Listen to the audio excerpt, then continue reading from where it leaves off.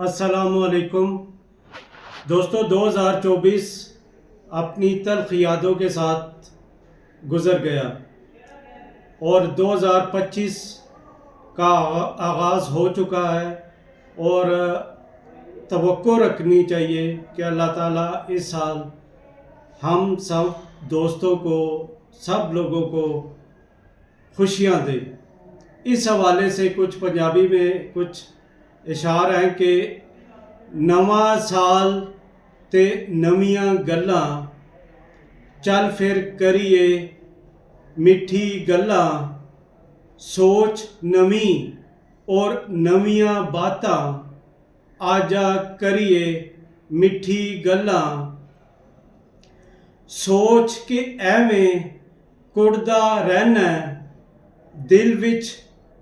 रखियां जो तू गल्लां, कढ़ दे नफरत सारी दिल चों, कढ़ दे नफरत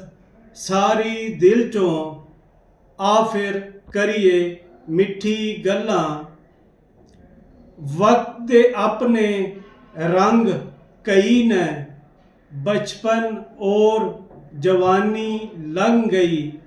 गम और खुशियाँ मिलदे रहंदे, हंस के करिए मिठी गल्लां, रंग बरंगे बंदे मिलदे, चंगे पैड़े बंदे मिलदे, पैड़े लोकां नाल भी बह के,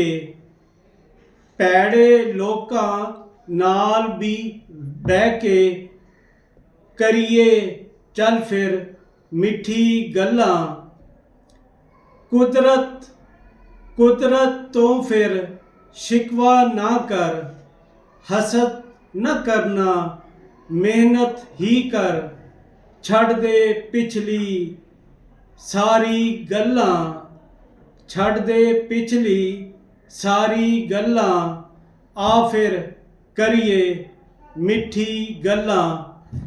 तो अल्लाह ताला से दुआ है कि ये साल सब दोस्तों, सब लोगों के लिए बायस रहमत हो और हम लोग आपस में मीठी मीठी बातें करें और प्यार मोहब्बत से लोगों के साथ पेश आएं। डॉक्टर तारिक रशीद को इजाज़त। अल्लाह हाफिज़।